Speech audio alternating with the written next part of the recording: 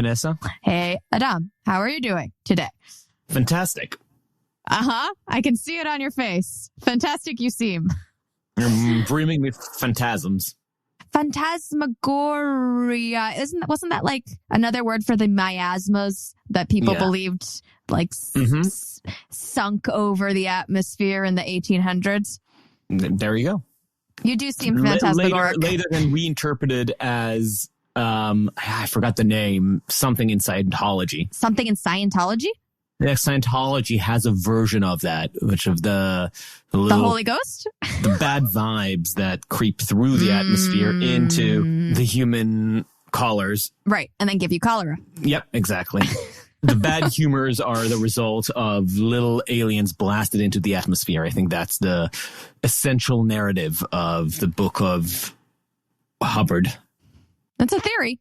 It's a theory. Yeah. Also, Mask of Phantasm, if we're down that etymological rabbit hole, is my favorite Batman product. The favorite Batman film, possibly. Is this a villain? A Batman villain? It's probably the apex of animated superhero craft, for me, at least. Okay, I see what you've done here. You've brought us into the realm of high art in order to segue us into our guest today.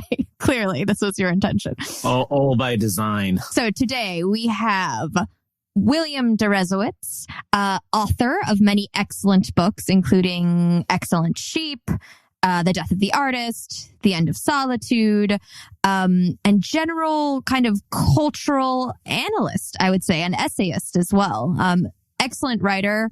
And I think we found him in a kind of roundabout way, which we talk about in the conversation. But we're very glad that we did, because his works cover a lot of ground and we got to dive into them in different facets. The thing that's cool about the way he writes is that whenever he has a topic that he wants to wrestle with, he develops an entire model around which, or through which, he then examines the questions that he cares about. By giving us these models, he also creates the tools by which we can have a more intricate discussion, because we can challenge his conclusions, we can challenge the entire system. And, this is one of my dead, buried, and decomposed horses that I like to beat. Cultural criticism is dying, if not dead, and equally decomposed next to the horse. If you search any kind of cultural quandary, the results will be people who have maybe engaged that work of art or this cultural question once in their lives. And if they do have deeper questions, they'll be freshman level, whoa, that's deep dude level of discourse, as opposed to somebody who's really immersed themselves in the history, in the context, and in how a variety of different trends, in this case, from technology to economy to art, interrelate. So we talked about the role of the artist, but we also talked about the different mindsets that grip our culture and that inevitably led us to our favorite lanes of urbanism and free speech at some point. To be fair, there was an essay in his book, The End of Solitude, which gave me the excuse to bring up urbanism. But yes, we talk about our favorite topics, communities, solitude. Well, solitude is not necessarily a favorite topic, but could become one, as it is the flip side of friendship. It is a seminal. I mean, I got to friendship through solitude. So for me, the real challenge in preparation was, where do we fucking draw the line? Yeah. And we actually didn't even end up talking about the higher education stuff as much as I thought we might, because he's kind of well known for that being his beat and his criticism of higher education, which is something we've talked about ad nauseum with other guests, but we only touched on with him in the realm of journalism. But, fodder for a future conversation. I think we might slice out a little piece of it for our paying subscribers. But there's a chunk there where we talk about our experience with higher education, and I thought that might be a nice little slice saved only for our members. Okay. A little tidbit for those who support us. We appreciate you. With that, Bill Deresiewicz. Vanessa and I spent the past 2 days reviewing our notes from from 2 of your books, Death of the Artist and The End of Solitude, which is a collection of essays. Preemptive warning to you and our listeners, we have way too much stuff that we want to talk about. So hopefully this won't be totally chaotic. But I do want to start with a book that got us to invite you in the first place. It's Death of the Artist, as I mentioned to you in the green room. We ended up reading it because our friend and former guest in the pod, Ken Goshen, who is a classically trained artist, figurative artist. Yes, recommend very this, talented. Right. Who's a consumer of art history, art philosophy, art discursive content, and is constantly disappointed by the offering on the market. Has stumbled on your book. I guess some algorithm has finally caught his preferences and brought it to his attention, and he immediately let us know that you need to read this, and you probably should have him on your podcast. And here we are. So I want to just dive into that, into the Death of the Artist, because the subject of art and the way that the current market, the algorithmically inspired market, afflicts or affects or has changed art keeps coming up in our conversations. It's not our focus because to the extent that we do talk about tech and its influence on the content economy, it's more in the world of journalism, which we often get back to. But we have talked to Rob Long, who's a screenwriter, and Adam Neely, who's a musician and YouTube influencer, as well as Lindsay Ellis and the aforementioned Mr. Goshen, about these issues. And for all artists of all different types, the change in the market, the change in the reality, and the way that the new economy is completely morphed, the way they approach art has been fascinating to me. But it's been fascinating to me not just because there's a whole story about how the stories we tell are being affected by changes in the market, in our technology, in our production, which is, an old story in itself, but in that it kept going back to something that for me, until reading your book, was remained, I guess, inscrutable or a little bit ineffable, which is that something deeper is changing.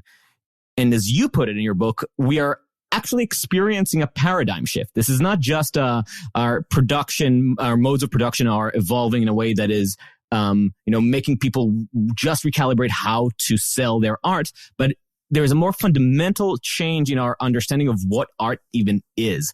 So I want to start by letting you kind of recap your thoughts about how you've organized your thoughts on the previous paradigms of art and where we are now entering. Right. Okay. So The Death of the Artist, I don't love the title. The publisher wanted the title. It's a sexy title, grabby title. I worry that insofar as artists have heard of the book at all, the title might inhibit them from buying it because they're going to say, "Hey, I'm not dead. Fuck you." Well, okay. The subtitle is How Creators Are Struggling to Survive in the Age of Billionaires and Big Tech. And I want to. The subtitle is important because that's really what the book is about. It's not that artists are over or that they can't survive. It's how are they doing it? That's ultimately what the interest of the book is. And most of the book is a very practical, nitty-gritty, nuts and bolts account based on a lot of interviews of how artists, and that means visual artists, but also musicians, writers, people who make film and television, and even among visual artists, not just the ones you probably think of first, people who make unique physical objects like paintings and sculptures, but there's all kinds of visual art that's also digitizable and therefore much more directly affected by the internet, animation and cartooning and illustration and so forth. So how do they do it? That's mostly what the book is about. But there is a long chapter where I pull back, actually 2 chapters where I pull back and try to understand the answer to the question that you just raised, which is, how is all this actually changing the nature of art, the nature of being an artist, the way we understand what art is for, what is its function in society, what is its function relative to us, as for lack of a better word, consumers of art, or let's say the audience for art. And so there's a long chapter about the current situation that's speculative as much as anything, because, or maybe I shouldn't say speculative, it's provisional, because we're just entering this new world where the internet defines and dominates. And I'm trying to tease out phenomena that are still taking shape.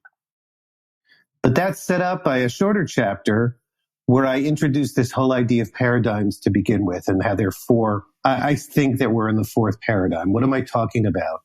I'm talking about the fact that while works of art may be eternal, or at least transcend their own time, and it's a remarkable fact about works of art that they do that in a way that nothing else does. That we can read, the Iliad, even in translation, a poem that was written 2,800 years ago in a completely different culture that we don't understand, in a language that we almost certainly don't understand if we're, unless we're scholars, we're reading it in English. And yet it speaks to us very deeply. Okay, so this is a remarkable fact about art. But art does not exist outside of time either. So the conditions under which art is made affect, and I would say structure, all those questions all those fundamental questions I just went through. What is art to begin with? What role does it play? And when I say the conditions under which it gets made, I mean specifically the economic conditions. So my 4 paradigms are, I'm not a Marxist, but now that I'm telling you this, it strikes me as kind of Marxist in the sense that there's an economic base and a cultural superstructure, but I think that's true. They are defined by how artists get paid or supported. So first, and really, I would say this is everything up to and including the Renaissance. It maybe starts to change in the Renaissance in the 17th century. That's patronage. And artists, the word artist and artisan were the same word. They sound the same. They at one point were the same. They come from the same root. They meant the same thing. Artists were a form of artisan.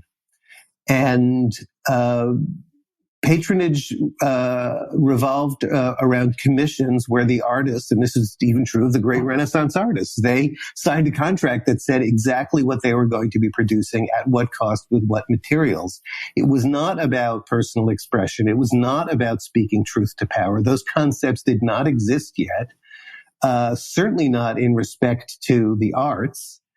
The very concept of originality, as we understand it now, had not emerged yet. And probably wasn't valued at all. It literally didn't exist. The word original meant beginning, it meant from the origin. In other words, something was original if it had always existed, if it had existed from the origin. And creativity was something that was associated with the divine rather than the human. It was God who created it, or the gods, and this is why artists invoke the muse. And as adding a bit of Latin dorkery to the conversation, the term even res nova, like a new thing, was a pejorative, was something to be afraid of. It implies revolution in the scary, destabilizing sense.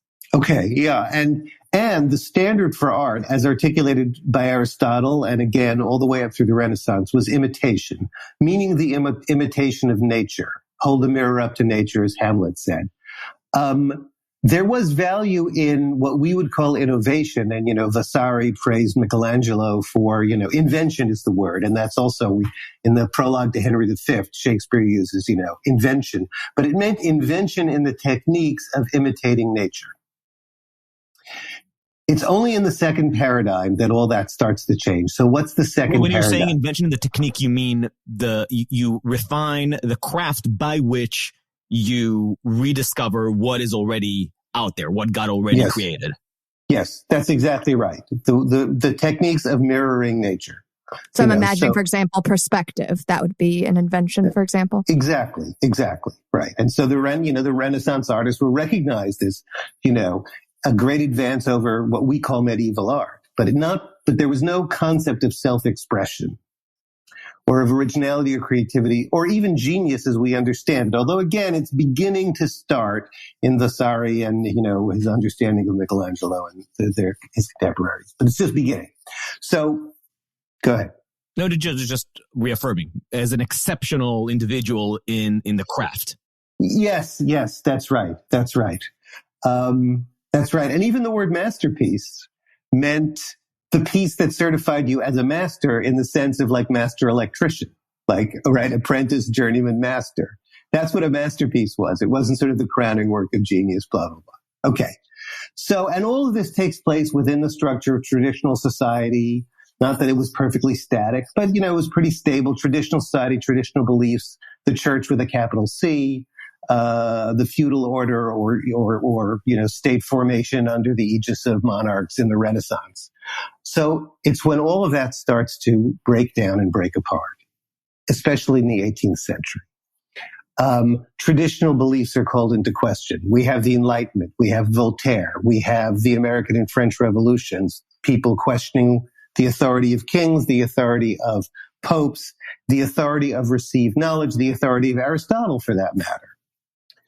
And we get political ideas of liberty and citizenship and so forth. And it's only then that the ideas that I think we most readily associate with art and the artists begin to take shape. And art becomes an independent source of truth-telling in opposition to established authority. And the artist becomes a kind of prophet or seer, S-E-E-R, with this unique social role and the notion of the artist as a bohemian, as kind of existing on the margins of society, as sort of having a spiritual obligation to, bring us forward into a new future. All that jazz. Art with a capital A.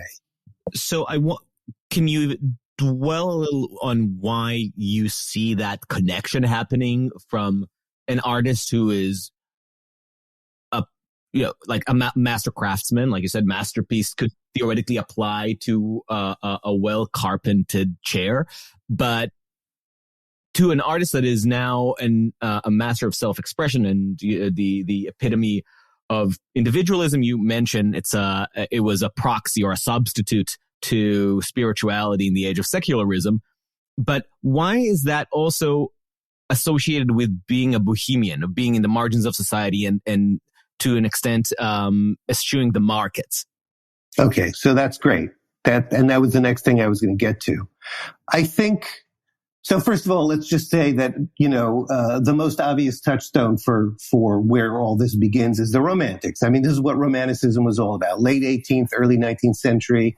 And then there's kind of another great efflorescence in modernity, which straddles the turn of modernism, which straddles the turn of the 20th century. Well, if artists are sort of the new prophets, there had always been this understanding that you can't serve both God and mammon, right? And so money, material considerations, filthy lucre had always been seen as a threat to religious purity, right, and religious devotion. And now if art is a kind of new secular religion, at least for the so-called progressive or educated classes, those same ideas come along.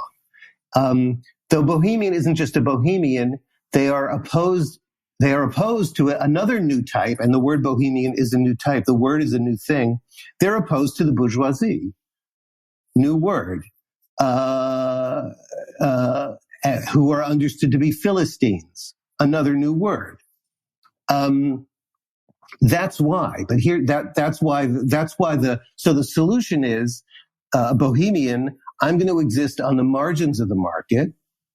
I'm going to do what I need to do to scrape by and make a living. And maybe that means being supported by some aristocrat who wants to feel like they're cool because they're associated with cool people, or a merchant of the more advanced type.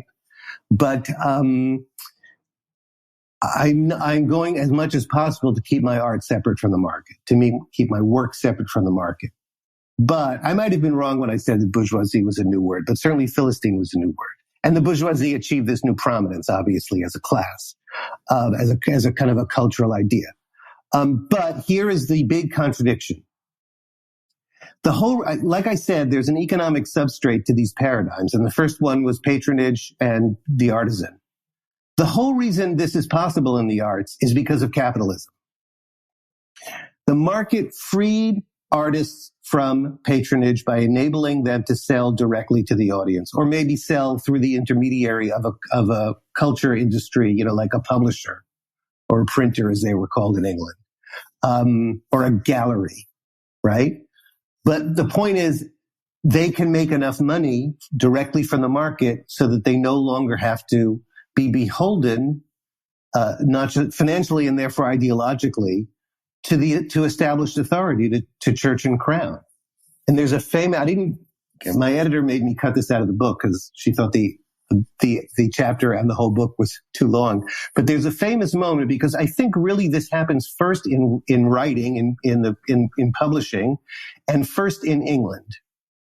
Partly because England was the first place to have a copyright law in 1690, and copyright is very important, right? The famous moment was Samuel Johnson's letter to his patron. This is sort of famous in sort of English literary history. A patron an aristocratic patron who had promised him support for his great dictionary of the English language, which he spent like 9 years on, and the money never came through. And Johnson wrote this famous letter that in his high Johnsonian syntax said, "Fuck you." It's been called literature's Declaration of Independence. And the person who coined the term, I think, did it advisedly. I think it was the 1740s. Maybe it was even the 1760s. I don't remember the exact date. The point is, it was right around the time of the Declaration of Independence that Jefferson wrote. It's part of the same idea, this independence. But the market freed art from patronage, but only by throwing it into the market. So there was always this kind of hypocrisy or tension or sort of game that we played with ourselves during the second paradigm, where we pretended that there was no money in the arts, that artists didn't worry about money, blah, blah, blah. But why? This is the thing that interests me about this stage, and that bias about trying to deny the material. I mean, you said it. You said the spiritual connection. It's a very Christian remnant, right? Like I'm thinking one of our first conversations that we keep coming back to was with Tom Holland about the way that Christian thinking, specifically that aspect about elite culture or dominant culture disarming itself, at least to perform some kind of self-abnegation or performative impoverishment, is traceable back to the Christian ethos. And I can't help but see it as part of that, because there's nothing inherent to art, or for that matter, spirituality, that says that it has to be completely out of this material world, or not protected by the material world. Well, let me say a couple of things. First of all, I think we see Christian remnants everywhere in culture and society. It's one of the key ways that I understand what I see around me now. And it makes perfect sense. I mean, these energies don't disappear. The structures carry on in different forms, et cetera, et cetera. And I say that as a Jew. Not only Christianity, but I think to a great extent Protestantism. I feel like we're all Protestants, including me, and I'm Jewish. But the other thing is, I do think there's something real to it, which is that the idea, and I neglected to say this, although I implied it, the standard of art goes from mimesis, from imitation, Aristotelian mimesis, to expression. And this is explicit in sort of romantic art theory and so forth. It's about self-expression, your own vision. And this is sort of part of the whole mythology of the artist, and sort of enclosing yourself in your study or your studio and, sort of taking communion. Well, I think there really is a contradiction very often in practical terms between giving voice to this, truth that you find deep inside you, and making something that people are going to want to exchange money for. It's a tension that artists deal with all the time. And I think that that's the genuine root. Having to satisfy the demand. I mean, it's not just that the market, through liberated art by throwing it into the market, but I mean, the market means the audience, and the audience is, really the middle class, which can be kind of the enlightened sort of German 19th century middle class, but it's still a goddamn middle class. And so you have to satisfy, the tastes of that, right? I mean, that's what we're talking about. I understand that in theory. It's just, I think emotionally it never registered to me this idea of the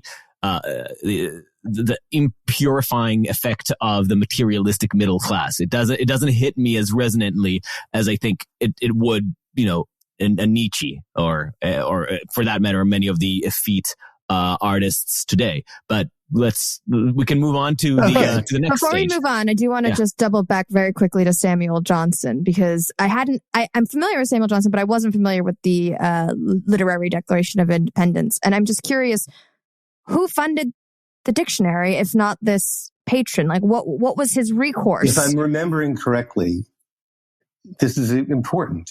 It was subscription. It was basically what we would call now Kickstarter. Okay. People, if I remember correctly, and I know Alexander Pope had done this a generation earlier with some of his great works of poetry. You basically pre-sold copies before the thing existed, and that funded the project. That's what happened. And that's the market. Right. The audience was the patron. But right. Just to before I go into the third paradigm, and I love how slowly we're going through this, but let me just say to the last point, Adam, that this is what the whole phrase selling out.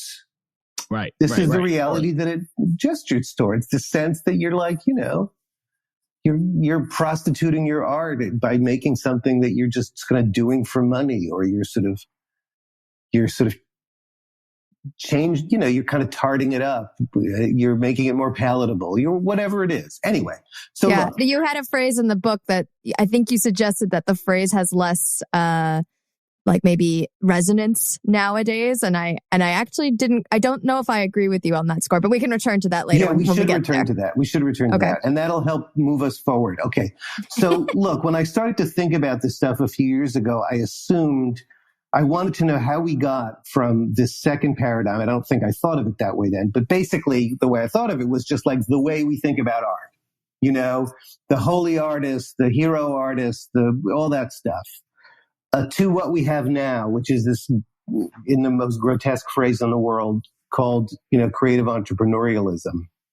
And as soon as I started to think about it, I realized, we haven't had the first thing for a long time. We still have the ideology of it. We still have the mythology of it, the idealization of it. I think it's still transmitted in art schools. It's still absorbed by young artists, would-be artists. But the truth is that as early as the period between the world wars, and certainly after the Second World War, a new paradigm emerged. And that's what I call the artist as professional. People talked then in the 40s, 50s, 60s about the culture boom. All of a sudden, art became something that was subject to public support, to kind of massive foundation funding. So we built, ballet companies, theater companies, Lincoln Center, the National Endowment for the Arts. The MFA barely was invented in the 30s. There were 8 programs in 1940 and something like 150 in 1980. In visual art, comparable numbers in creative writing. Now there's, 300 to 500 in both. So the artist became a professional. And maybe now is not the time, but there's a lot to say about how that changed art, how it changed the position of the artist, how it killed the avant-garde.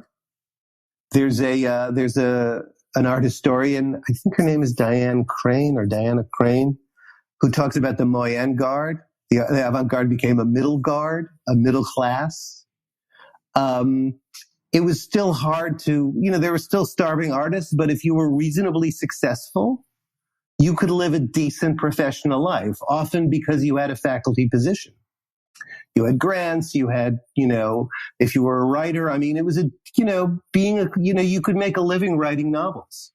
You could make a living as a musician producing LPs. These things actually cost money, and people bought them, and artists got a decent royalty from them. And so to what extent does this professionalization emerge as a result of more higher education? Because when you say things like, for example, MFA, like I would assume that, I mean, everybody knows you don't need an MFA to be a writer, but there is a cultural, and same thing with journalism, which I struggled a lot with going to journalism school. Like, I don't need this, but there's a cultural cachet that comes now from an education. And then the education kind of manufactures more of these artistic professionals. They were co-conditioned.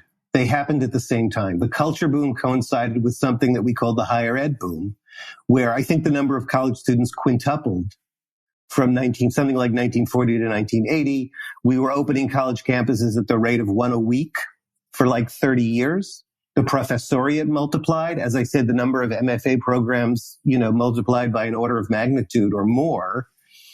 And so, I mean, part of it, what it means for an artist to become professionals, is that there became this official credentialing system. So no, you don't need an MFA to be a painter. It's just you kind of have to have one if you want to be part of the credentialing system, the networks that are associated with that, the whole apparatus of grants and residencies is all tied up with the same system that also produces MFAs and, teaching positions in MFA programs. It's just in a way, it's the new face for artisan guilds, right? Yes, you could say that. I mean, there are obviously differences, but you could say that. And I think one of the reasons you could say that is that the purpose of professionalization is to limit the numbers, is to keep pay or the equivalent of pay, to keep income high by restricting the field. Now, again, that doesn't happen officially in art the way it does, say, in medicine, where you're not allowed, you're legally barred from practicing, but effectively, and that's what the guilds did too, right? They were gatekeepers, right? With guilds, they did have legal sanction to bar, right, licensing, but the impact is similar, and not just by intention, it's sometimes even stronger in terms of its impact, because you need the network and you need the legitimization of the people who are involved in that network to get access.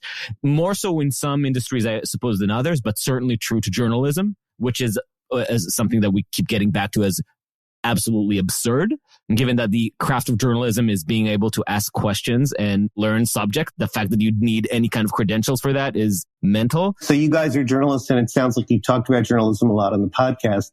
So we can just say that what's happened to journalism is what's happened to the arts. So this third paradigm, which I date, really from after World War II, is on the way to being destroyed by the internet, and the way the internet has changed the economics of what we've now come to call content. So it's completely undercut the whole. It depends on exactly which art we're talking about and what your situation is, but it's certainly destroyed the business model on the for-profit kind of culture industry side, right? We all know this because we all live it. Because we don't pay anything for our content anymore, right? Or we pay very little. So we're all at fault here. So we're not buying LPs for $11 and books, right? It's all free or very low cost subscriptions.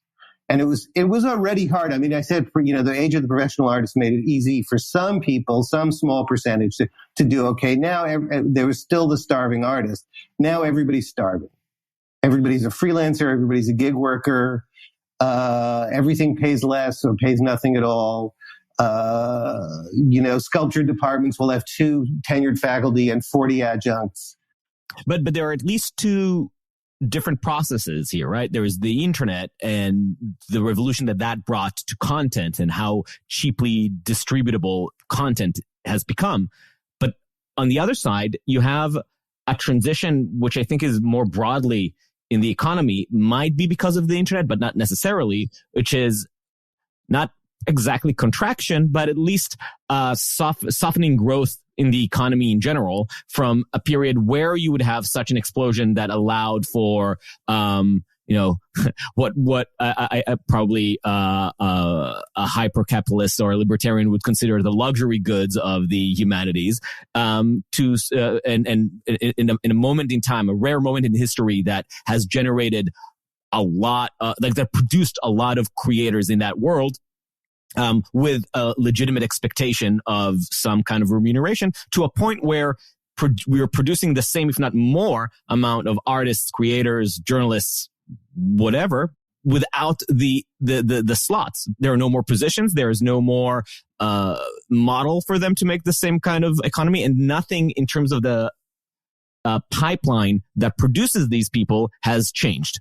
I agree with a lot of what you say. I disagree with some of it. So first of all, you're absolutely right that the culture boom and the higher ed boom, and that all came along with the post-war prosperity, for sure. And the rise of a mass middle class that wanted to consume culture and had the leisure to do it, and the money to pay for it. But, I mean, look, that whole thing starts to slow down radically in the early 70s, right? The kind of post-war boom comes to an end, and neoliberalism and real wage growth stagnates from that point. And I don't think the effects really show up in the arts until, I think it's really about the internet and not about the end of the post-war prosperity. Like I said, there's like a 30-year difference. So if we look in the 80s and 90s, well, now people are buying CDs and they're even more expensive. And it was the heyday of magazine journalism. There were still expense accounts. So I think what I would say to what you're saying is, yes, we don't have the same prosperity, but the truth is we're not talking about a lot of money. In other words, what people spend on the arts, on CDs and books, it's not really a big part of their disposable income. It's just that everybody does it and it added up to a lot. You're also right. And this is so the internet, we've talked about what's called demonetization, right? The demonetization of content, but that's not the only thing that's going on. It's not just that more people are trying to do it now. An order of magnitude more people, 2 orders of magnitude, right? Because the whole idea, the whole pitch of the internet is that you can be a creator too. And it's drawn in literally millions of people who, quite frankly, have no business doing this, are never going to make a thin dime from their crappy songs that they make on GarageBand and put on Spotify. But they do it anyway, and it does a number of things. It just creates a mountain of garbage that people have to sift through to get to the good stuff. But it also just generally contributes to the devaluation in the non-monetary sense. That this is just, music is not special anymore. It's not like, the Beatles, release their LP today and like the world comes to an end. And it's, and this movie like changes your life. And that whole way of being a young person that existed during that cultural heyday. I just don't think that's a thing anymore. I mean, people still care about their favorite, pop musicians and their favorite television shows, but it doesn't have this kind of spiritual urgency. And that has an economic effect. Has a cause and effect. Right. It's like the spiritual urgency comes less from consuming artists who are at their prime or at the cutting edge of their field, and more from the self-expression. The spiritual urgency is that I want to create the thing. I want to put something out in the world, whether it's good or not, right? That seems to be more where the onus has moved. I think that's a good point. That, and I would also say, politics. Politics as it, the whole, we know we're talking about the whole religion of politics that the internet has created, really. What I love about that section in that chapter, when you come to the point about how identity defined broadly becomes the purpose of art. Art is no longer art for art's sake, but art for something, and that something is usually identity, and that identity could be identity politics, but it could also be your identity as a Star Wars man. Yes. You quote Harold Rosenberg, "The genuine work of art takes away from its audience its sense of knowing where it stands in relation to what has happened to it. Art means breaking up the crowd, not reflecting its experience." And reading that definition, it sets such a complete contrast from what we understand today to be not just art, but content in general, from journalism to for that matter, streamers on Twitch, where everything is subservient to the audience and to the sense of the audience as quote unquote, one of my least favorite words in the English language because of its abuse, communities. The idea that you are creating something to, rather than challenge your position in the world, you have it reaffirmed and solidified. Yes. And that's the disgusting thing about what's happening to the art. That was, to me, the aha moment in reading this and seeing how this process really is happening across our cultural landscape, from politics to the way we consume songs and play computer games. Absolutely. It's a change. We want art to affirm us. Our whole conception of art has changed, but also our whole conception of the self has changed, right? In that second paradigm, age of art with a capital A, the whole idea was that the self was this ongoing, fluid project of self-creation. And the word identity meant this effortful creation, search for and creation of a unique self. Identity meant your unique self. And that's how people wrote about, like in the 50s, Erich Fromm, people like that. And now identity means the opposite. It means this group thing. And you also point to what may be, and I think I start that long chapter with this, what may be the most important thing about this new fourth paradigm, post-professional paradigm, internet age. It's the fan. This new thing. Now, the word fan, it's like a couple of 100 years old, the old fandom, I use that image of the Beatles showing up in New York and, the girls weeping uncontrollably and in this position of subservience and submission and prostration in this passive role and the hero up on the stage. Now it's the opposite. Now it's the artist who's screaming and weeping with need, and the fan is in the driver's seat. The fan is in charge. And we can talk about the relative politics and maybe even the gender politics. But the fact is, I, as a member of the audience, I don't want to be in charge. I want the work to seize me, to live me, to read me. But that's not how people think of it anymore.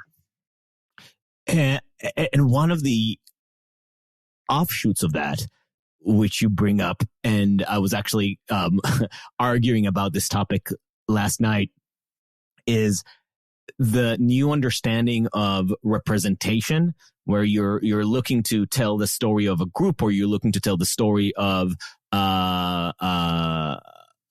like some cultural idea that, or social idea that you're trying to promote, but in the way that it's done, in the way that it's trying to placate the audience rather than challenge it, it ends up being, I don't want to use the word authentic. It ends up being watered down and universalized in a meaningless way, as opposed to the opposite, where the creation was about trying to tell a story that was particular, that was about an individual experience, and whether that individual was WASP or telling the story of Black class relations in Bel Air.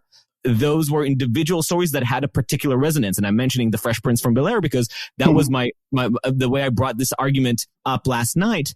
Was I suddenly realized that as a child raised in Israel, light-skinned, Jewish, it never even occurred to me that the Fresh Prince of Bel Air is talking about an experience that is irrelevant to me. And the most resonant scene in it was a scene that had nothing to do with my personal story or my or the political dramas that I was facing, but it stuck with me until to today, in terms of exposing me to, first of all, to a culture that I didn't know directly, but also an idea, that a universal idea that had an impact on me, and that was Will and Uncle Phil arguing about whether the revolution was successful. Will is basically calling him a sellout by being a upper middle class, successful businessman. You're playing the white man's game while we're still suffering in the streets.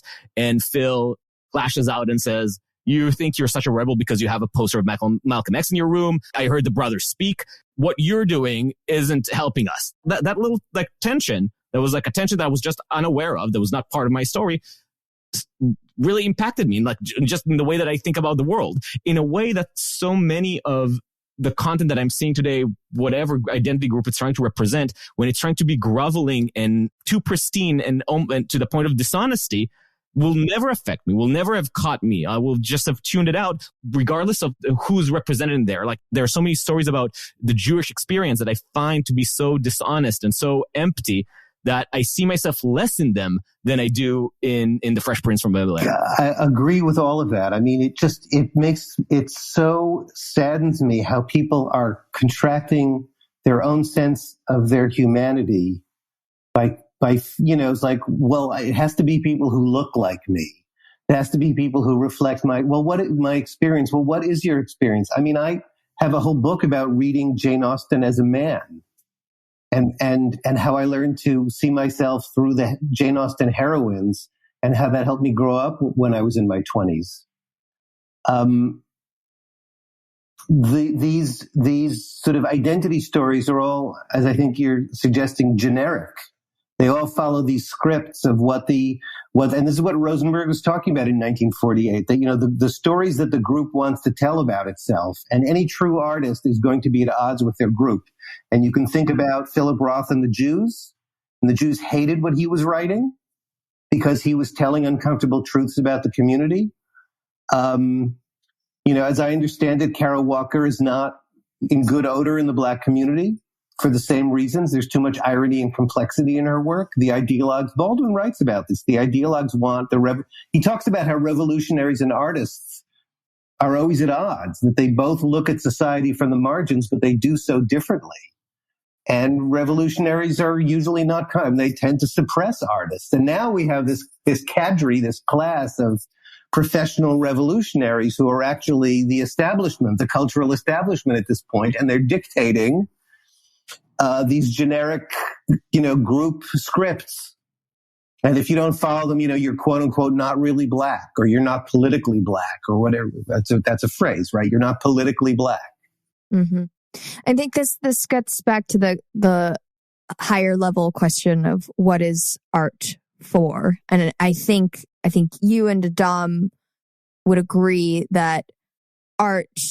Well, you'll tell me if you disagree, but I believe you would agree that art is to exist in order to reflect ourselves and who we are, to challenge what we think we are, to have a sense. I think you would say something in the book about like a sense that is as near to life as possible, and in order to better interrogate and investigate what life is about. That's what good art does.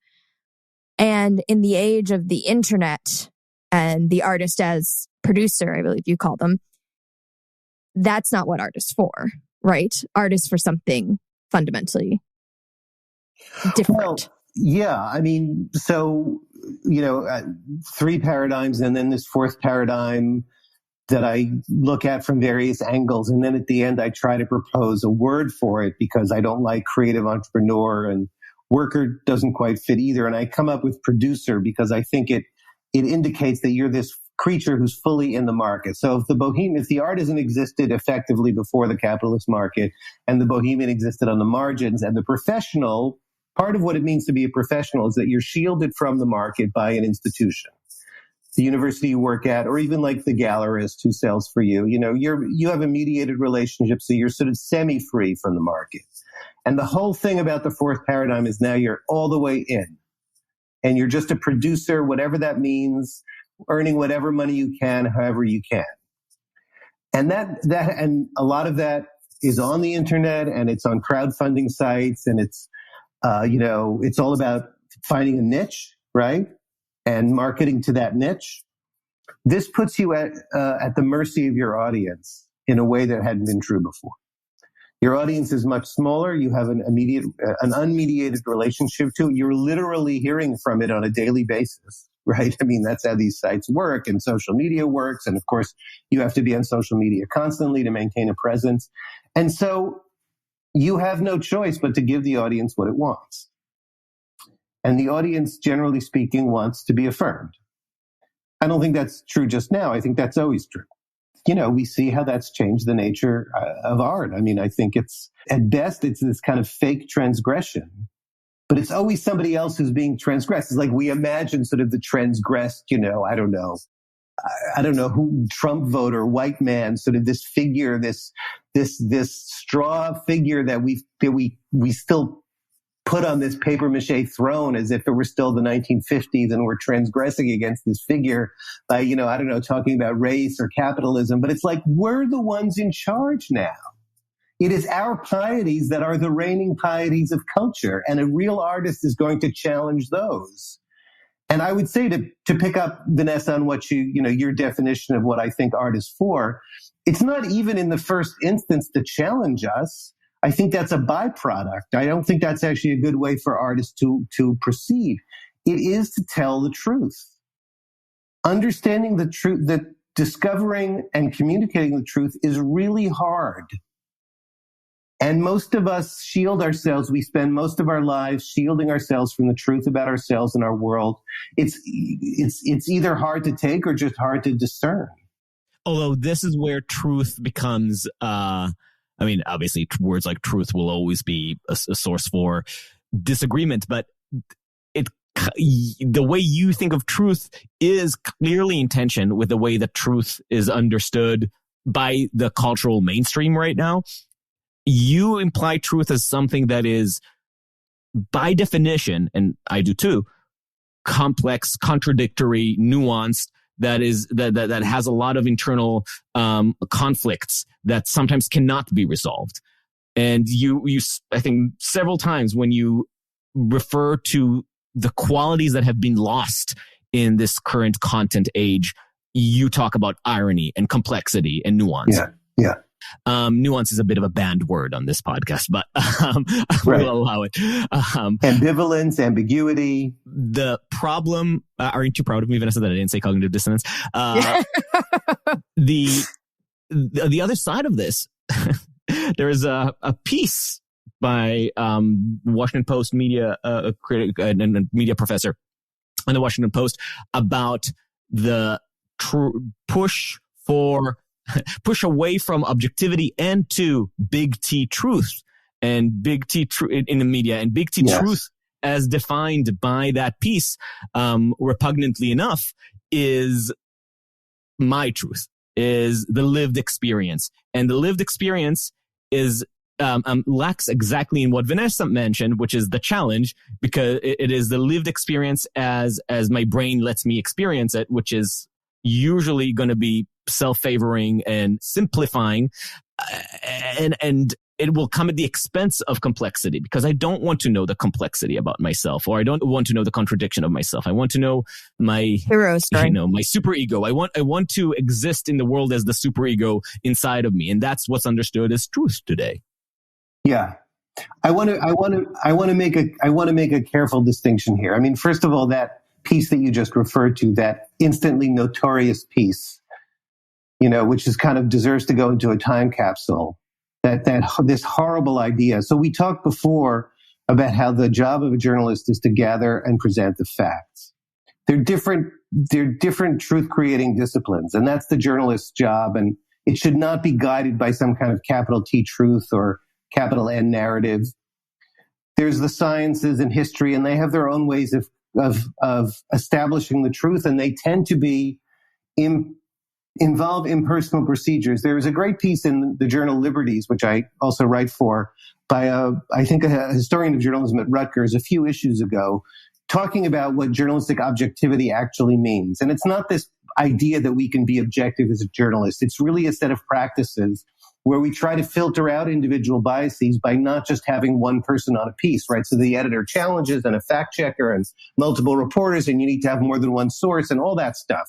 And history has historiography has its methods, and of course science has its methods. Now here's where we need to make a careful distinction, because the way that art establishes the truth, in my understanding, in Harold Rosenberg's understanding, I think from that same essay, which I believe is The Herd of Independent Minds, which everybody should read, is by starting with the artist's individual experience. It is by starting with your experience. And to me, part of the devaluation of art, paradoxically, is that we, in a sense, don't have the same belief in the value, in the validity of individual experience as a way of understanding the world. Now, here's where the careful distinction has to come in, because we do talk about quote unquote lived experience and my truth. But to me, that's a very different thing. First of all, lived experience, again, is only valid as long as it fits these generic scripts that have been established by, the official, Ibram Kendis of the world, the people who have arrogated to themselves the power to speak for the group. So your experience, there's that other famous recent thing, the interview in the literary journal Hobart that was given by a Latino writer. I don't remember his name. He grew up working class in Miami, and he writes about his homeboys, and they're not very attractive people, but it's the reality of his, Cuban American rough and tumble macho experience. And the nice white ladies who run publishing in Brooklyn, as he put it, they don't want to hear that story. That's not that's not the story that you're supposed to be telling about the Latino community. So even if you're Latino, it doesn't count. So that's the first problem with quote unquote lived experience. And the second problem is that I think it takes an artist to really look at one's own experience in an honest way. Otherwise, you just end up, in my truth. I mean, my God, my truth is really just an excuse. What it really is an excuse for using personal experience to overrule those other forms of truth-telling. Like, I don't care what science says. I don't care what history says. My truth is X, Y, and Z. My truth is that the Bible was written by Africans. I overheard somebody say that. It's like, well, no, actually, that's not true. And it doesn't matter what, so your truth means what you prefer is true. That's not what that I'm talking about when I talk about an artist searching their own experience and telling themselves in the first instance truths. I mean, look, this is why sometimes, artists drink and artists kill themselves and artists are depressed because they're looking things in the face. Poets, right. Classically, they're looking things in the face that most of us prefer to avoid. It's an act of incredible generosity and courage. It is not my truth and my lived experience. I mean, I think this gets back a little bit to this idea of creating art for niche communities so that people can feel affirmed in their communities. And as kind of antithesis to the kind of artist as outlier, I suppose, like this is the new form of art. And I do think there's a very strong parallel here with how the internet has affected us more broadly in terms of our social relations and how we seek relationships that is taking us to art in this form, right? We want a quote unquote sense of community because we feel the lack, and therefore we seek out the art that is going to affirm our sense of belonging in this very small and niche place. I mean, a very shallow, cheap, and ultimately unnourishing, in my view, form of community. Right, but this is the reality of the internet age, right? There's very little real. Just leave your phone. Just go out and meet the people. Just talk to the people. They're also on their Problem phone. Solved. They're also on their phone. Look, I wrote my dissertation on ideas of community in 19th century British fiction. So there was a time when I was younger when I spent a lot of time thinking about community. And I thought a lot about exactly what both of you guys have said, which is that the word has become completely cheapened. And it's just this idea and quote unquote, we want a sense of community because we don't have actual community. And look, this is all because, modernity broke down traditional communities and now we live these atomized existences in cities, and it's only gotten worse. And we used to have kind of a civic society, the classic bowling alone. We used to have bowling leagues and various forms of civic association. And now we have the internet. And, as you know, in my essay collection, The End of Solitude, I start with 2 or 3 essays about this and how our social life migrated to social media, and it's now yet another kind of it's another step beyond this quote unquote sense of community. It's sort of almost like a sense of a sense. It's like, you look at your Facebook friends and you sort of pretend to yourself that they all form some kind of social group, but they're not. They're just individual connections and their virtual connections. Simulacrum. Right. It's a simulacrum of a simulacrum. That's exactly right. But look, we also, we can be ironic about it and criticize it, and justly so. But we need to, remember that these are real human needs that aren't being met, and we're finding the best ways that we think are available to us, even though there may be ones that are better. But we're doing our best, and it sucks, but this is the reality. And you're quite right, Vanessa, that this is absolutely played into the way that we experience. I mean, this is what fandom communities are about, really. Mm-hmm. That's what they're about. And you don't want to put, nobody wants a turd in the punch bowl, right? In that situation. Nobody wants some truth-telling goddamn artist ruining it. I mean, it's that. Don't mess the vibe. It's that and substitute of tribal spiritual ecstasy, right? Like when you watch those big Star Wars conferences of everybody shaking their plastic lightsabers, you're watching some simulacrum of a religious tribal experience. I think that's right. And just to draw the point out fully, the work of art exists to make that community possible. So the work of art is just kind of a way station, right? It's not the terminus. It's the excuse. And that's why if your art betrays this purpose, you are excommunicated. Right. That's exactly right. I would love to actually unpack. Go ahead. It's inevitable.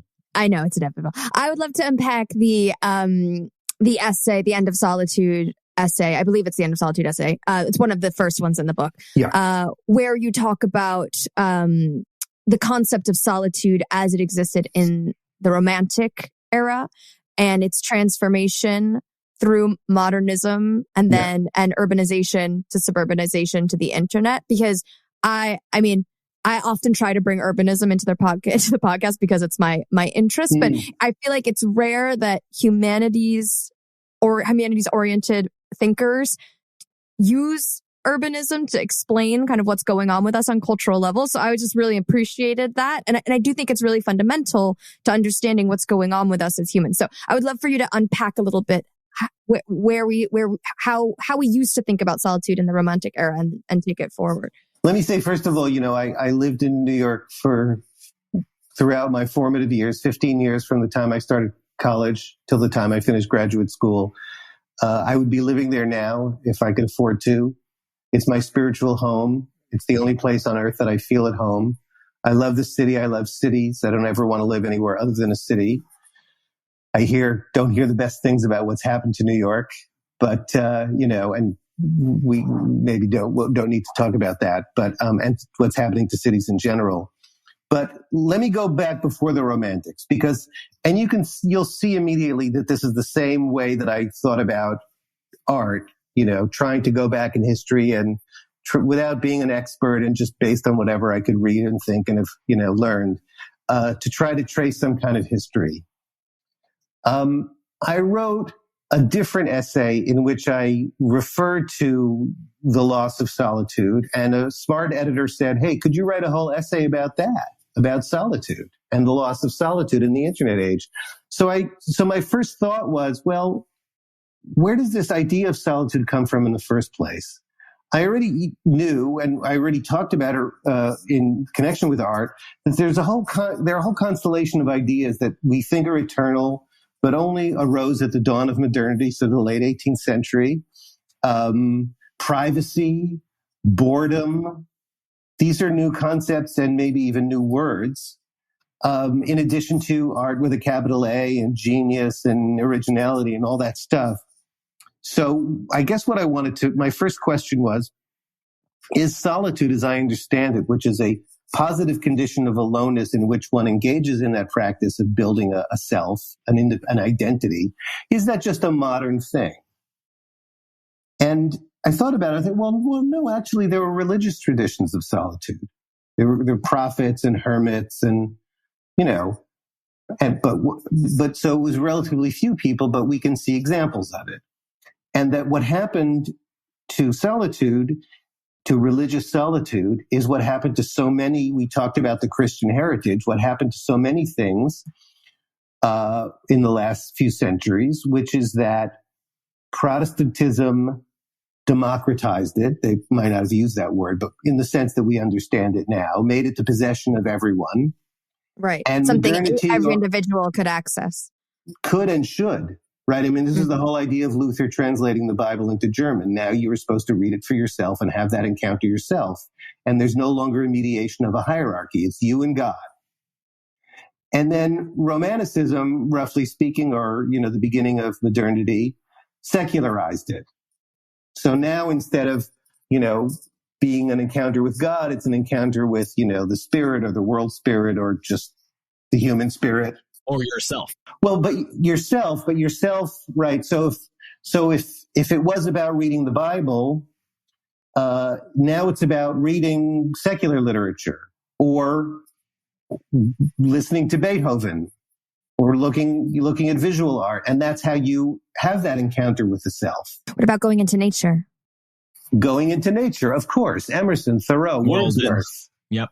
Absolutely. But the central idea is that there's this thing called what I call the modern self. I mean, it's not my own idea. What I believe, according to Joshua Cohen at least, Rousseau is the first person to call the individual in the way that we use that word now.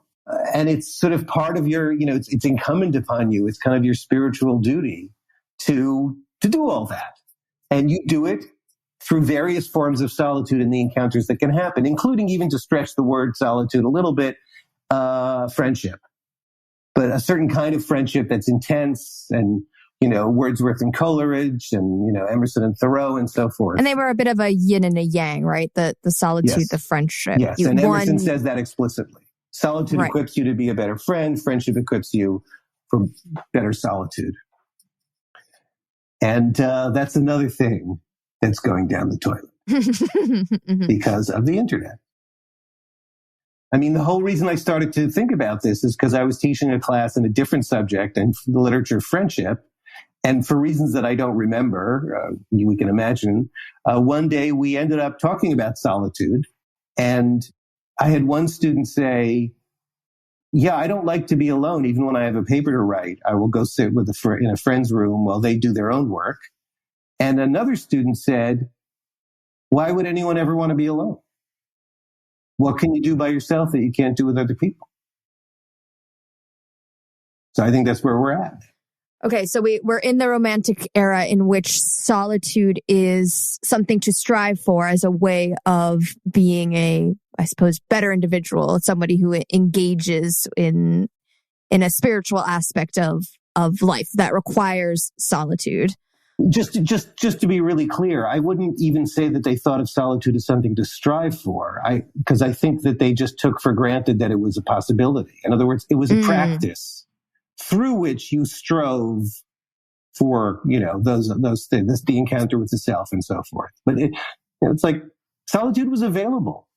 But in terms of the growth of cities, I think there is a bit of like a fear factor there, right? Of cities are getting bigger, they're getting more crowded, they're getting, polluted, right? And there's a sense of, I must escape this urban mass and go forth and find solitude to have that sense of clarity. Well, here's the thing. You see, like I said, I'm a New Yorker. To me, that was the best place ever for solitude. And I think someone else thought that too, and that person was Whitman. Right. So in other words, solitude doesn't have to mean that you're by yourself. I was bringing this up when in preparation the other night to Vanessa, because I remember Jane Jacobs, one of the reasons that she saw cities as unique is that they allow you to make that choice within themselves without having to exit. You can become part of a group and you can anonymize yourself and be completely on your own, all within that single institution that is modern cities. But I think there is a point also to the other side of that, the dread, what Hannah Arendt called the superfluity of mankind and the anxiety that creates. Populism is energized by seeing kind of the squalor of mankind and feeling that it's like a moving swell that's going to take you. And then for the populist, it is to define who it is that is, who is the face of this squalor. But ultimately that image and anxiety is created by some sort of overpresence that to a person who might not be as comfortable with it feels suffocating. Absolutely. That is one of the big strands in the sort of the experience of urban modernity, the imagination of urban modernity. Wordsworth, he did not have a positive experience of that kind of London crowd, and he writes about it and he runs away to the lakes for sure.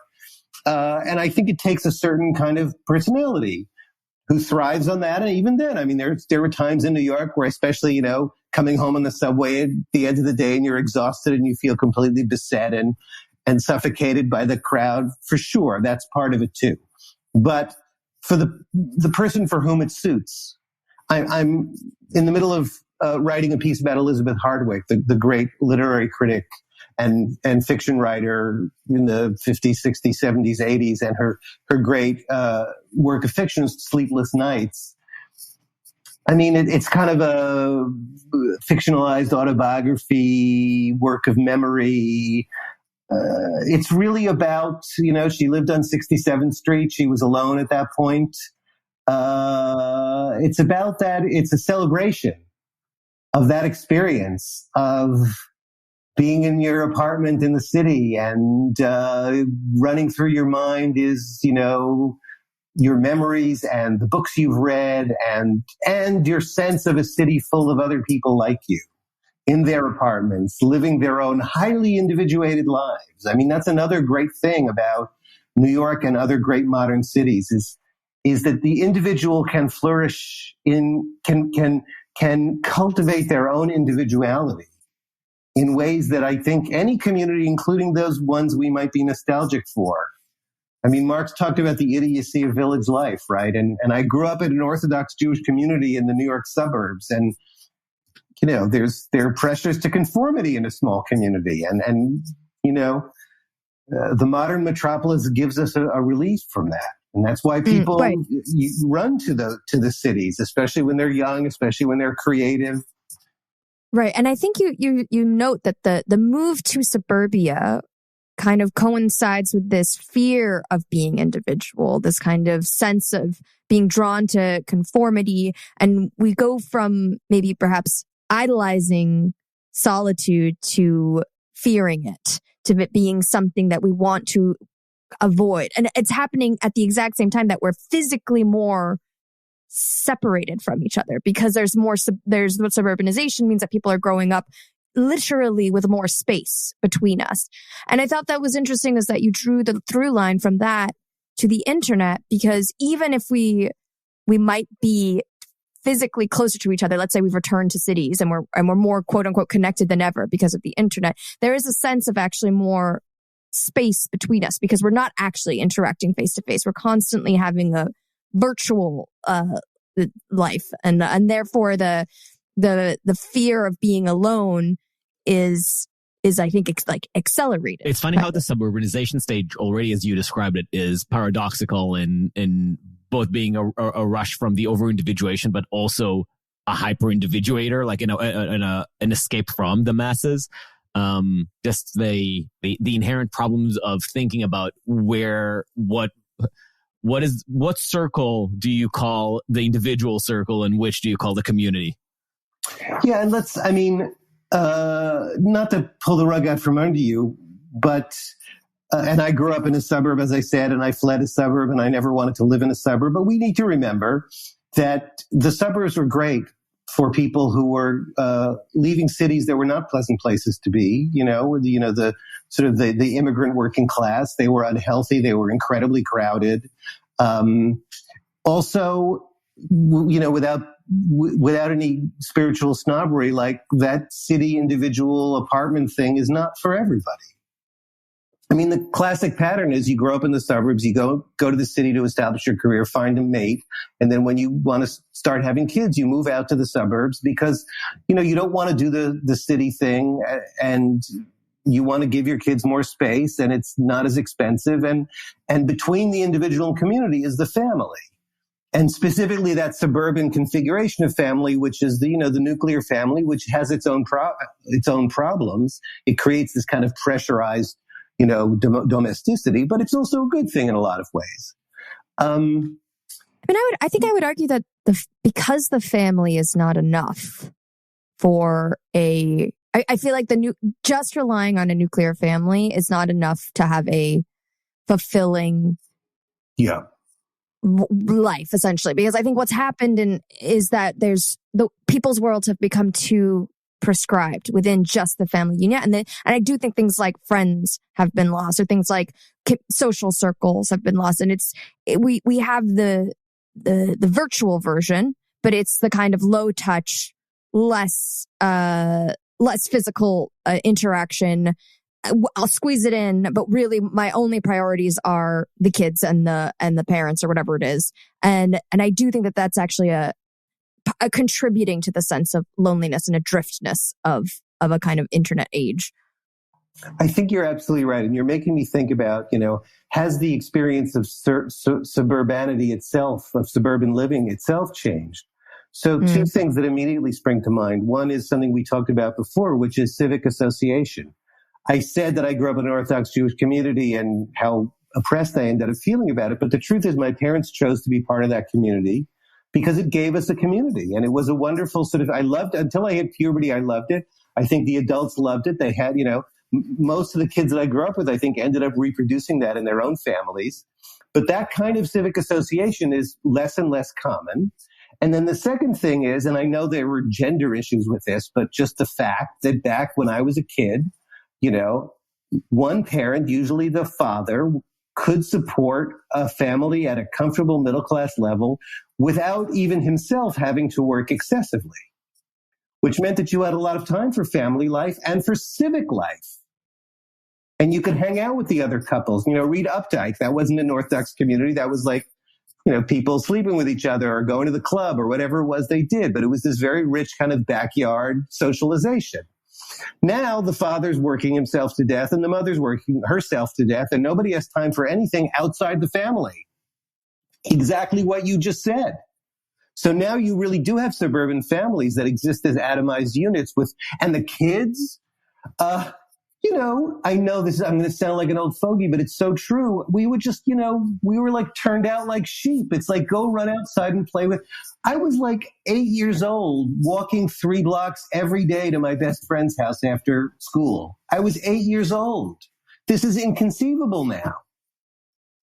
So all of this is conspiring to make suburban life itself very different from what it was originally intended to be. Mm-hmm. And I do think that there's like even if you live in cities, there's kind of like the effect is still with us. I still think even urbanites have this kind of suburban mentality when it comes to quote unquote community and family and where you're going to exert your time and effort. The thing that makes me so sad about New York, insofar as I understand what's happening now, is that they're building, housing, quasi-luxury housing that's designed to make it possible for you never to leave your building. Like that whole monstrosity on the far west side past Penn Station, all those giant silver towers. They're like, the idea Hudson is Yards, it's a self-contained life. Yeah. And that is the direct opposite of what city life, and specifically New York City life, is supposed to be. It's the mallification of New York. Yeah. There you go. Yeah, I mean, it's funny how Hudson Yards is a recurring villain on right next to Noam Chomsky. So let's we've already gone long, and we don't want to over abuse your. This is so fun. Come on, it's okay. This is great. But I definitely don't want to miss out on the culture. Oh, from the essay Culture Culture Against Culture? Yes. Yeah. That one? I mean, as we've discussed, most of our notes were just notes as opposed to questions, and because you had a point of contention that you want to bring up, but I feel like we shouldn't launch into the point of contention. But if you can maybe just like set up the premise of the two competing ideas of culture from the was it the engineering mentality, kind of that form of unconscious culture versus the more cultivated conscious form of culture. And I understand. I mean, I think it's one of the more speculative, kind of looser essays in the book. I really enjoyed it, and I tried to get my programmer husband to read it, and he was like, "Well, what's it about?" I was like, "I can't explain it in 10 seconds. You have to read the first 3 pages," which is a good thing. We're not headed to, I think, to a fiery debate about this, because my quibble was a quibble of quibbles, and that we might end up being just a boring semantic disagreement. Okay. But let's go. That essay, which originated as a talk, actually, that talk in turn originated in a question that somebody asked me after a different talk, which was just to sort of, he asked me about culture and what I think he asked me what I think it is. And so I was thinking on my feet, and I realized that there are at least two, but I think two main meanings of the term. So there's the term that I think we've been, even if we haven't used the word, we've been talking about, which is culture as sort of art, that realm of art, which is conscious, what I call conscious culture. And in the essay, I quote the classic Matthew Arnold definition, sort of the best that's been thought and said, and how culture in that sense, and he's got a book called Culture and Anarchy, right, is about a criticism of life, as he puts it. And it's really what we were saying before about art, being and then there's culture in the anthropological sense, which is just the total pattern of practices and beliefs. I don't know if that's the perfect official definition, but, and we use that sense all the time. We might even talk about Jewish culture, American culture, et cetera, et cetera. And it occurred to me that in some sense, these two ideas are opposed. Or the two things are opposed. Conscious culture is a critique of the total pattern and habits, right, of our society, right? That's what art and culture are critiquing, is the way we live. And then I go on to talk, and eventually I'm getting to C.P. Snow's The Two Cultures, that essay from the 1950s about science versus the humanities. Because if you haven't read C.P. Snow, people think that it's just an even-handed description of the two cultures. It's not at all. He hated the humanistic culture of his day, and he thought the scientific culture was much better. And I'm saying, look, at this point, to a significant extent, our unconscious culture, our anthropological culture, is dominated by scientific understanding. It's the engineering mentality, which says that science is adequate to answer all questions. This is not the only thing going on in our world. Maybe even it's less dominant than it was when I wrote the essay before the rise of Trump, but it's a big thing. And I think it's a big thing for the liberal elite. And I think especially if somebody like Steven Pinker, who doesn't understand that there are questions of value that can only be settled, that can't be settled scientifically. He thinks that somehow we can, write out all the equations and come out with the ideal society. And it just happens to look like what he and his colleagues at Harvard already believe, so it's perfect. And this is related to technological salvationism. Salvationism and technological solutionism. And you see this from Silicon Valley people all the time. I just read something about this. I don't remember who it was. Someone who I sure never read my essay and came to this themselves, that like the Silicon Valley mentality is that society is an engineering problem. And that, okay, so first, just taking one step back, your distinction between the two cultures, I find this I just love that. And the anthropological side of the culture, or culture as the anthropological reality of society, is sometimes what I try to bring up when having conversations about many political attitudes. And when I hear somebody having an argument with me, or sometimes not with me, or just in the abstract online, as one argues these days, say something about capitalism or the horrors of late stage capitalism, and the details of their criticism almost always come down to, you hate the culture of greed or the culture of devaluation or mercenarism, many aspects that have nothing to do with the idea of free markets and growth, but with the way that it's being exhibited and displayed. That sometimes, as your Marxist read of culture shows, that those are not unrelated, but we need to be careful about what it is you're criticizing. I think similarly to the criticism of the Second Amendment that comes from the left. I think there's much more in our reaction to gun culture, to the culture itself, than to the legality. Many solutions to America's gun problem seem much more a knee-jerk, angry frustration or disgust with American gun culture than it is with the actual culture as a culture, as defined as the attitudes around guns, rather than really a solution that would reduce meaningfully the death from guns. And I think when you make this distinction, you start seeing it all over the place, where the response is to that level of culture, to the I guess that's the unconscious culture, right? That's the pattern of behaviors. So that's just a minor remark, and I think in that sense, I hope aspirationally that our type of journalism is a conscious culture thinking about that, but or at least belongs tangentially, peripherally to the efforts of the conscious culture. But to your deeper analysis about where we are in terms of engineering, to me that sounds a lot like something that definitely precedes Silicon Valley and is far dates back and probably belongs to the DNA of modern American life. But at a minimum, it goes back to the progressive movement, the original progressive movement, right? This is John Dewey. Right. You're absolutely right. I realized that a second before you said it. You were saying John Stuart Mill? Hmm? Did you say John Stuart Mill? I said John Dewey. Oh, okay. Yeah. Absolutely. It's sort of technocratic progressivism. Technocratic pragmatism and pragmatism, by the way, this is also interesting apropos our discussion of truth.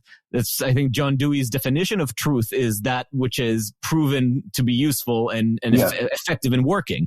And I think that's one of the dumbest levels of discussion on the right, I think today. One of the dumbest levels of cultural criticism on the right is attributing everything to postmodernism and ignoring the way that postmodernism is embedded goes far deeper in American thinking. And I think, John Dewey is a pre-postmodernism postmodern. You don't need Foucault to get John Dewey, and that notion that because the underlying assumption is everything is fixable, everything is engineerable. We have we have eliminated God, we have conquered nature, and now we can use these powers. We have become our own God, the gods of our own destinies, or at least the authors of our own destinies. Progress is inevitable. Yeah, we can fix things. It's just a matter of tweaking it the right way, and that is truth, and that is the good. The funny thing is that this engineering mindset seems to be something that Trumpism and populism, all the craziness that we see now in our politics, claims to be a response, a reaction to the engineering mindset. One of their scapegoats is the World Economic Forum, Davos, all the planners, all Bill Gates, all those arrogant world leaders who think that they can use their power to micromanage our lives. But the funny thing is that this reactionary populist right, Trump, Orban, DeSantis, are all offering their own version of hyper-engineering. They just want to be the engineers. That quote that I love coming back to from Thomas Sowell, that the tension between the progressive engineer and the pessimistic conservative is between the worldview of the tragic, those who think you can't really control human nature, and the worldview of the anointed, those who believe that you can control the way people behave and engineer society to a T. problem is now that we don't really have, or we have a diminishing number of people who hold on to the pessimistic, tragic worldview. The only argument really is who gets to be the anointed. Yeah, those are great terms, because one of these I'm trying to get at in that piece, Culture Against Culture, is that we can never eliminate the contestation of values. So what sort of pragmatism or progressivism or the engineering mentality or Steven Pinker does is, and what I think the liberal elite does, is that it turns values into facts. So you have Obama talking about how we just need, common sense solutions, without a recognition that this is not just a matter of how we implement our priorities. It's about what our priorities are to begin with, and an understanding that what we find ourselves, as Isaiah Berlin also talked about, in a tragic situation where ideals conflict with each other. Equality and freedom are persistently in tension with each other, and other values are in tension with other values. Individualism and community. There you go. And we can't shuffle that away by just, we cannot engineer our way to, we can't engineer our way around values. And also the contestation of values never ends and never will end. And we can't think of politics as being something that's going to get us to some steady state, whether it's the communist utopia or the progressive utopia or the reactionary utopia. And which also means that we can't pretend that the other side is going to go away. Exactly. They aren't going to secede, and we aren't going to all move to Canada like they want us to, or die. Right. We're stuck with each other, and we have to recognize that. And that also means that we have to. I used to hate the concept of tolerance because I thought, who the fuck are you to tolerate me? You're just going to tolerate me? And now I realize, tolerance is really hard to achieve, actually. It's already a high enough bar, and we've completely lost sight of tolerance.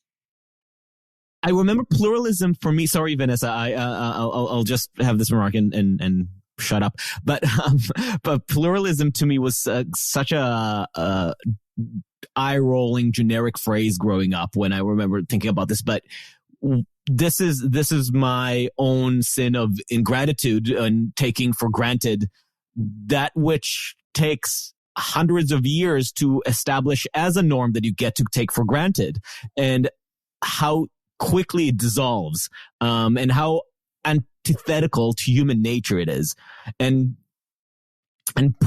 because, ultimately and this is what it's at the heart of, I think, the vision of the anointed or the engineering culture, is that the unsolvability or irresolvability of the human condition is just abominable to people of that mindset. And then any other explanation, and arguably this is what takes people to religious fundamentalism or to any kind of cultural fundamentalism. That's why people do yoga, or go on crazy diets, because they think they're going to resolve their internal contradiction and maybe ultimately death by being really, really committed to that discipline.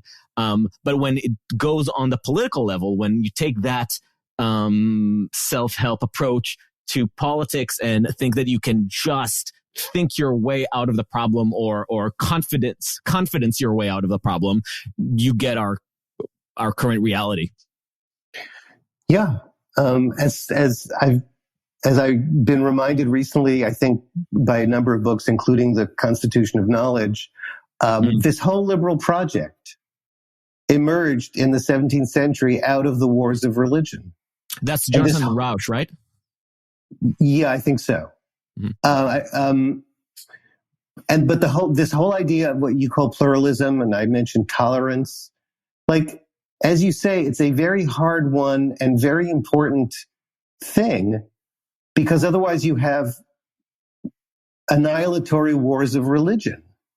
And Tolerance means that you accept the existence of people in your society who you find abhorrent, but you recognize that they have as much right to be in the society and to have an equal voice in society as you do. And we don't see that on the right or the left now. Right. Greg Lukianov made a point, I think it was on The Remnant, but I'm sure he brings it up in his speeches and his writing. He's the head of FIRE. Yeah. He makes the point, or he draws attention to the sophistication of old American cliches that worked as heuristics to reinforce pluralism, like phrases like that just sound hackneyed and eye-rolling, like pluralism, everybody's entitled to their own ideas, or everybody has a right for their opinions, and this is a free country, and those things. I don't like what you say, but I'll defend with my life your right to say it. Right, and just those things that you just casually have in the back of your mind, and you can't, you want to gag when you hear somebody bring it up, but ultimately the sophistication of preserving this notion by almost religiously repeating those cliches is hard to overestimate. And when you contrast that with the new grown heuristics of things like my truth or words are violence, they're starting to establish a completely different culture of approach to difference. And if these get cemented, if they completely supplant the old heuristics, we're fucked. Pluralism has to start from scratch. And like you pointed out, it takes hundreds of years of religious warfare to get there.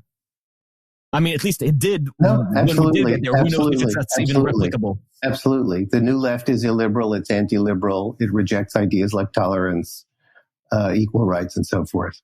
Yeah. Yeah, I mean, some of our very first episodes were just understanding the value of liberal democracy and why it's the imperfect system that is the best we have come up with so far. Yeah, I think we need to talk about it as much as we can, because we need, as you say, to remind ourselves what this is all about and why it exists in the first place. Vanessa, you had something to final question? I did, but it was kind of going back to what we were talking about before, so I don't know if we want to go back to... Give it a shot. See if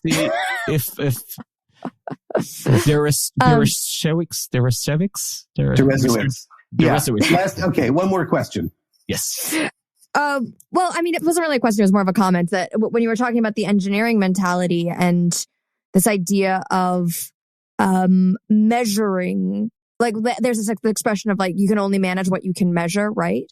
And to me, it seems like it actually defines what the values can be, right? You were saying that there's contestation of what values are, right? And when you have this mentality of we must measure and we must quantify, there's actually only so many values that you can uphold, because you're using data sets as your foundation, and then there is no open, messy competition of values, because we have the way. That's the path. I think that's a really good point. The engineering mentality or the technocratic mentality is also a managerial mentality. And we see this especially in the two things that I care about the most, the university system, which has become really managerialized, and the things that can't be quantified or not valued, like the humanistic education, like a certain kind of teaching, so it's all about outcomes and metrics, and they've got lots of numbers that are meaningless because they measure the wrong things, and they probably can't even measure those things. And then in the arts, or at least insofar as philanthropy, as I understand it, is really moving away from the arts, because this new generation of philanthropists who are tech people and hedge fund people, right, finance people, you can't measure what the arts give. Only with freaking influencer numbers, what's my going to be return on investment in this? Exactly. Well, thank you so much. This was awesome. This was great. As we said, I'm sorry for dragging you so long. No, this is great.